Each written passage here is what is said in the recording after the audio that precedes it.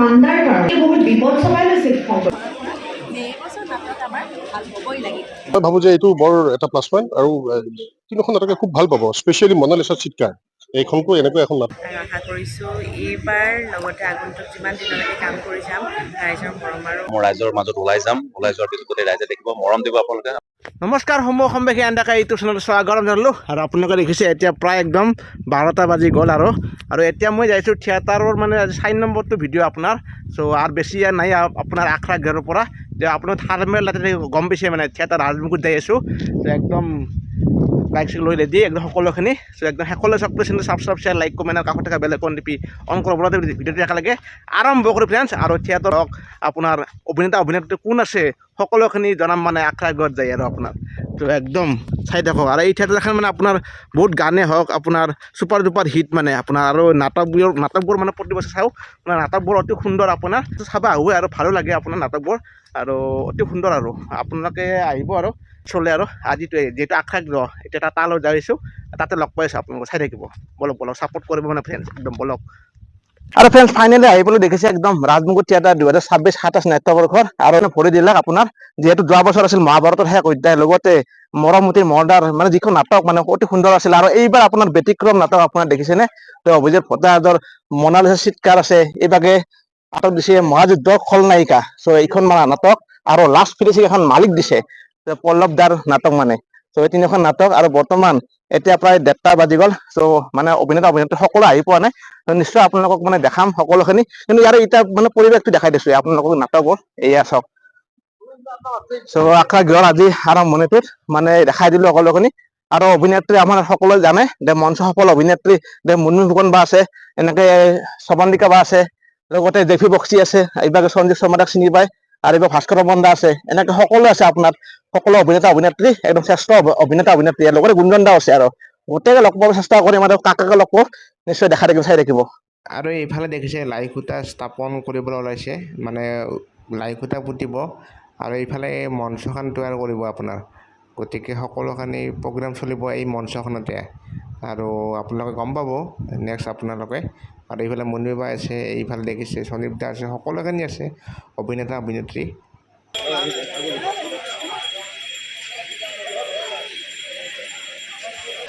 মোক সেইবোৰ বাহানা দেখি লাভ নাই কাকতি, মোক সেইবোৰ বাহানা বিষয়ে লাভ নাই কাকতি। মিনিষ্টাৰে মোক দুবছৰ টাইপৰ কাম শেষ কৰিবলৈ কৈছে। 18 মাহতে খতম কৰি দিছোঁ। 18 মাহতে খতম কৰি দিছোঁ। গতিকে মোৰ বিল এদিনলৈ পইচা থাকিব নোৱাৰে। গতিকে মোৰ বিল এদিনলৈকে পইচা থাকিব নোৱাৰোঁ। দৰকাৰী কথা হ'ব কাকতি, কামটো কৰি দিওঁ। হ'ব কাকতি, কামটো কৰি দিওঁ। কামটো কৰি দিওঁ। তই আকৌ কিয় আহিছ?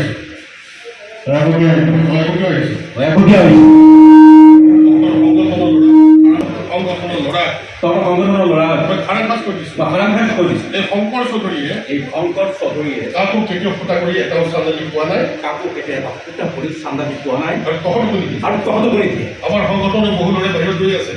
আমাৰ সংগঠনৰ বহুত ল'ৰা বাহিৰত ৰৈ আছে। মোৰ পৰা এটাই চাকৰি পালে মোৰ পৰা এটাই চাৰা পালে সিহঁতে কুৰুক্ষেত্ৰ আৰম্ভ কৰিব। সিহঁতে কুৰুক্ষেত্ৰ আৰম্ভ কৰি দিব। আৰু মই এটা ফোন কৰিলে পুলিচ মিলিটাৰী আহি তহঁতক ইয়াৰ পৰা টানি চুচৰাই দিম। ইয়াৰ পৰা টানি চুচৰাই লৈ যাব।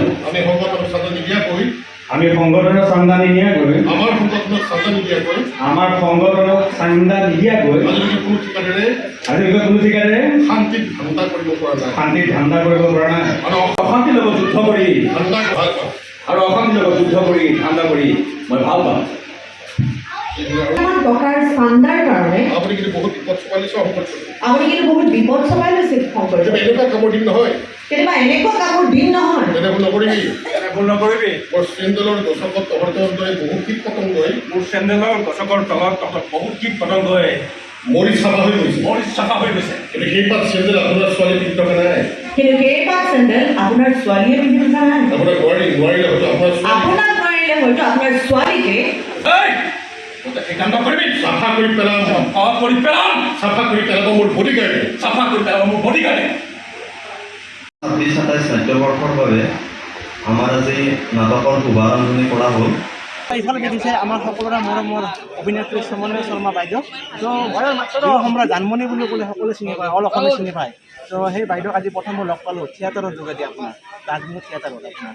তো বা আপোনাৰ সৰুৰ পৰা দেখি আছোঁ সেই টিভিৰ হওক আপোনাৰ প্ৰতিটো মানে টিভি হওক এনেকুৱা দেখি আছোঁ কিন্তু আজি লগ পাই সৌভাগ্য হ'ল আপোনাৰ আৰু বিশেষকৈ এইবাৰ আপুনি ৰাজনীতি থিয়েটাৰত তিনিখন নাটক আছে আপোনাৰ অভিজিত দুখন আছে আপোনাৰ মনালিছা চিৎকাৰ আছে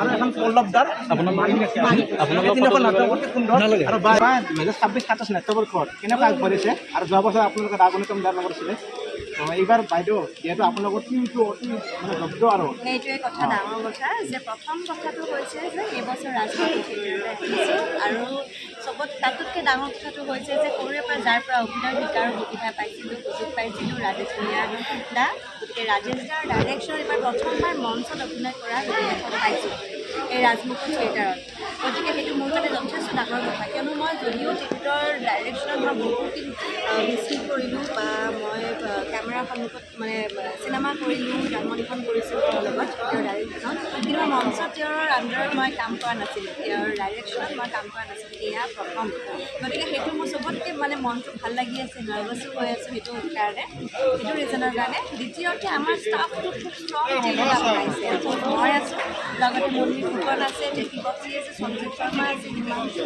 গুঞ্জন আমি প্ৰত্যেকেই আছোঁ গতিকে ইমান সুন্দৰ টিম এটা বনাই দিছে আমাক আমাৰ প্ৰযোজক মানৱ কলিতাই গতিকে আমি সকলোৱে খুবেই বেছি উৎসাহী হৈ আছোঁ উৎসাহত আমি এতিয়া আগবাঢ়ি আহিছোঁ ঘৰৰ পৰা যে এইবছৰ নাটক আমাৰ ভাল হ'বই লাগিব আৰু তাতে অভিজিত ভট্টাচাৰ্যদেৱৰ দুখন নাটক আছে মহাযুদ্ধৰ খলনায়িকা আৰু মনালিছাৰ চিৎকাৰ খুব সুন্দৰ দুখন বেলেগ বেলেগ ধৰণৰ নাটক আছে য'ত মহাযুদ্ধৰ খলনায়িকা বুলি ক'লে গম পাই যায় যে নাটকটো কিমান একদম দমদাৰ হ'ব কিমান জোচৰ হ'ব জোচলা হ'ব আৰু লগতে মনালিছাৰ চিৎকাৰখন নাটকখন খুব ইম'চনেল আৰু বৰ্তমান কাৰণ এই যুগত যিবিলাক ঘটি আছে আমাৰ ঘটনা ঘটনাবিলাকৰ মাজৰে এটা ষ্টৰী হয় খুব ইম'চনেল ড্ৰামা এটা হয় গতিকে বিৰাট ভাল লাগিছে মোৰ এই নাটকখন এই নাটকখন খুব ধুনীয়া লগতে পল্লৱ ভৱনৰ আমাৰ মালিক বুলি আৰু এখন নাটক আছে মালিক এটা ঘৰৰ ষ্টৰী এটা দিছে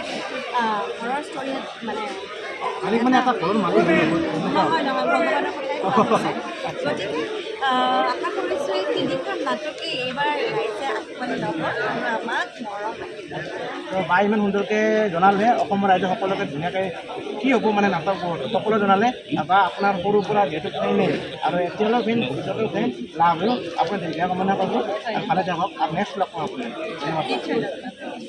আৰু এইফালে দেখিছে আমাৰ সকলোৰে মৰমৰ ত' আমাৰ বাইদেউ বিশেষকৈ মুন্নিফুকন বাইদেউ ত' বাইদেউৰ অভিনয় আমি বহুত দেখিছোঁ আৰু চিৰিয়েল হওক সকলোতে দেখিছোঁ বিশেষকৈ জুবিনদাৰ প্ৰতিটো গানতে আপুনি কৰিছিলে এনেকৈ অভিনয় আৰু মানে ভাল লাগিল আজি বহুত বিৰতিৰ পাছত মানে মোৰ কথা কৈছোঁ মই মানে বাইদেউক ৰাজমুকুট থিয়েটাৰত লগ পালোঁ আৰু কিন্তু বাইদেউ এনে ভ্ৰাম্যমানত কিমান বছৰ কৰিলে আপুনি এই বছৰ মোৰ 10 বছৰ কৰিলে আৰু বা আপোনাৰ যাত্ৰাটো কেনেকুৱা অলপ কৈ দিয়ক যাত্ৰা ভাল পাইছোঁ কাৰণে আছোঁ ৰাইজৰ মৰম পাইছোঁ আশীৰ্বাদ পাইছোঁ আৰু আশা কৰিছোঁ এইবাৰ লগতে আগন্তুক যিমান দিনলৈকে কাম কৰি যাম ৰাইজৰ মৰম আৰু আশীৰ্বাদ বুটলিবলৈ সক্ষম হ'ম বুলি আশা কৰিছোঁ আৰু বাইদেউৰ বিশেষকৈ ৰোমাঞ্চ হওক একশ্যন হওক এক্টিং হওক মানে অতি সুন্দৰ মানে বিশেষকৈ এতিয়া আপোনাৰ অভিনয় জগতো মোৰ যদি এক্টিঙৰ কথা কওঁ বাইদেউৰ মই কম একদম সঁচাকৈ কৈছোঁ তো ভাল লাগে তো আপোনালোকে চাই গম পাব যিহেতু এইবাৰ নাটকৰ অভিনয় ভট্টাচাৰ্য মহাযুদ্ধৰ খলনায়িকা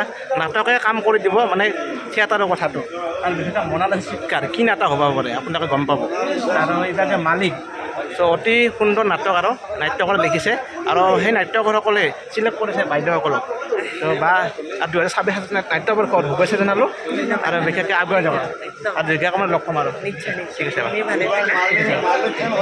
আৰু এইফালে দেখিছে আমাৰ সকলোৰে মৰমৰ অভিনেতা জনপ্ৰিয় চিনিয়ে পায় অকলে নমস্কাৰ সঞ্জীৱ শৰ্মা দা থিয়েটাৰ সুধৰ সেই মাফিয়া কৰ্ণাৰ পৰা ফেইন দাদাৰ ত' আজি দাদা ভ্ৰাম্যমানে আপুনি 17 বছৰ ক'লে না 17 বছৰমান হ'ল চাগে হিচাপ কৰিব লাগিব ভালকে মাত্ৰ 2 বছৰ গেপ হৈছিলতো লকডাউনৰ কাৰণে ত' দাদা এইবাৰ মানে যিহেতু নাটকবোৰৰ ব্যতিক্ৰম যিহেতু মালিক আছে পল্লৱ পৱনদাৰ অভিজিত ভট্টাচাৰ্য মহাযুদ্ধৰ খলনায়িকা আৰু এইবাৰ লাষ্ট ফিনিচিং এখন মনালিছা চিৎকাৰ এইখন থেকে আমেৰিকাৰ তেনেকুৱা টাইপ নাটক হ'ব নাজানো আৰু কিন্তু ইমান সুন্দৰ নাটক লিখিছে আৰু বিশেষকৈ এই নাটকবোৰত দাদা সকলক চইচ কৰিছে তো বিশেষকৈ দাদা এই ক্ষেত্ৰত আপোনালোকে কেনেকৈ আগবাঢ়িব 2026-27 নাট্যবৰ্ষত আমি অভিনেতা আচলতে আমাৰ কাম হৈছে যে নাটকত যিখিনি কথা নাটকেৰে আমাক লিখি দিয়ে, সেইখিনি নাটক, সেইখিনি কথা আমি ভালকে মঞ্চত কোৱাটো আমাৰ দায়িত্ব।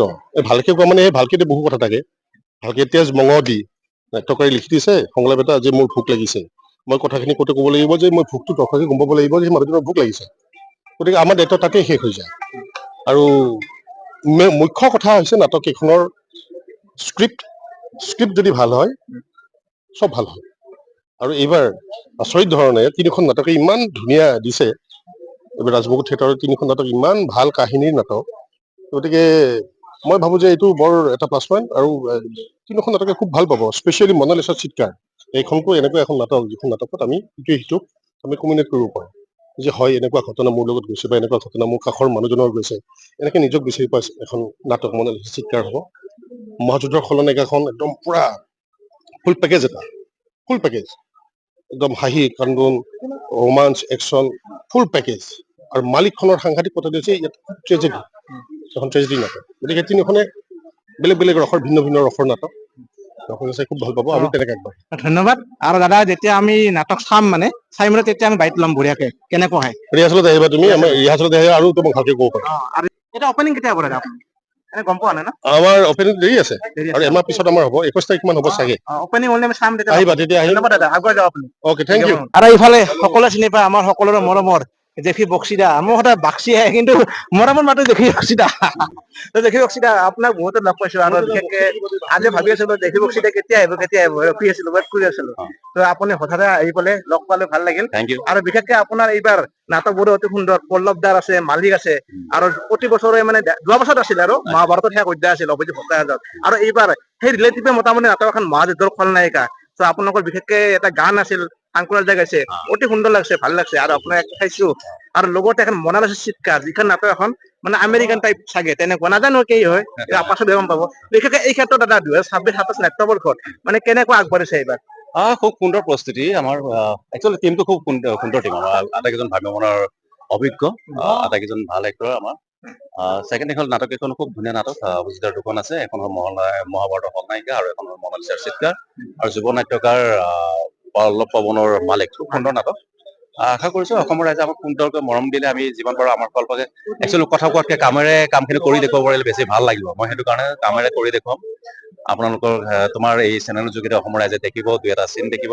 আৰু এমাহৰ পিছত আমি চাগে গোটেই অসমৰ ৰাইজৰ মাজত ওলাই যাম। ওলাই যোৱাৰ পিছত গোটেই ৰাইজে দেখিব, মৰম দিব আপোনালোকে। আপোনালোকৰ মৰম পালে এনে কাম ভাল হ'ব। Thank you. ধন্যবাদ দাদা। তো ব্যক্তিগত ভাল লাগে আপোনাক। Thank you. তো আপোনাৰ যিহেতু যেতিয়া আপোনাৰ অপেনিং হৈ যাব নিশ্চয় আপোনাক তেতিয়া বাইকটো ল'ম আৰু কেনেকুৱা কি হয়। নিশ্চয় নিশ্চয়। ধন্যবাদ দাদা, দীৰ্ঘ কামনা কৰিলো আৰু এদিন লগ পাম। আৰু তোমাকো মই ভাল পাম। ঠিক আছে দাদা, ধন্যবাদ। আৰু ফ্ৰেণ্ডছ তাৰ পৰা ওলাই আহিলোঁ আৰু দেখালোঁ আপোনাক সকলোকে। আৰু আপোনালোকে নাটকবোৰো জানিলে, অভিনেতা অভিনেত্ৰী সকলোকে দেখিলে ভিডিঅ'টোত। গতিকে ভিডিঅ'টো কেনেকুৱা পাইছে নিশ্চয় লাইক কমেণ্ট শ্বেয়াৰ গোটেই নকৰি দিয়ক। গতিকে সমূহ অসমবাসীক ধন্যবাদ জনালোঁ। নেক্সট ভিডিঅ'ত লগ পাম সমূহ অসমবাসীক। আজিলৈ টাটা, বাই বাই।